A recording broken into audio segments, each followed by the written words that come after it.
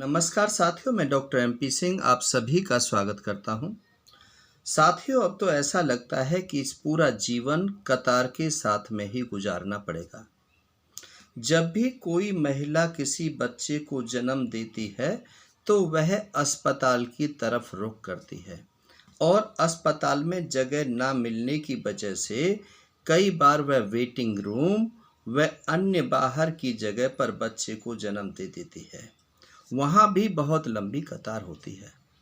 जब वह थोड़ा सा बच्चा बड़ा परवरिश करने की कोशिश करते हैं, हारी बीमारी दुख दर्द हो जाता है, तो अस्पतालों में वेटिंग रूम में बैठना पड़ता है, एक लंबी कतार में लगना पड़ता है।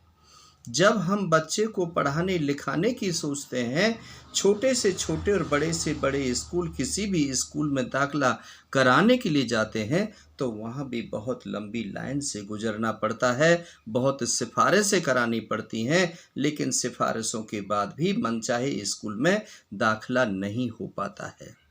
साथियों, यदि फिर कुछ और हम आगे की बात करें, बच्चे को हायर एजुकेशन में लेकर के जाएं, डॉक्टर, इंजीनियर, प्रोफेसर बनाना चाहें या और कोई बड़ी एग्जाम को यूपीएससी वगैरह का एग्जाम, एसएससी का एग्जाम दिलवाना चाहें तो वहाँ भी बहुत बड़ी लंबी लाइन होती है। उसमें भी कई बच्चे सफल नहीं हो पाते हैं, जिसकी वजह से वह सुसाइड कर लेते हैं और आगे की पढ़ाई को कंटिन्यू नहीं कर पाते हैं। यदि वह उससे पढ़ने लिखने के बाद में कहीं नौकरी करने के लिए जाते हैं तो एक छोटी सी छोटी फैक्ट्री के सामने भी भीड़ लगी होती है और जो सरकारी नौकरियां हैं पहले तो उनमें जगह मिलती ही नहीं है, मिलती है तो हजारों की और लाखों की लंबी लाइन होती है।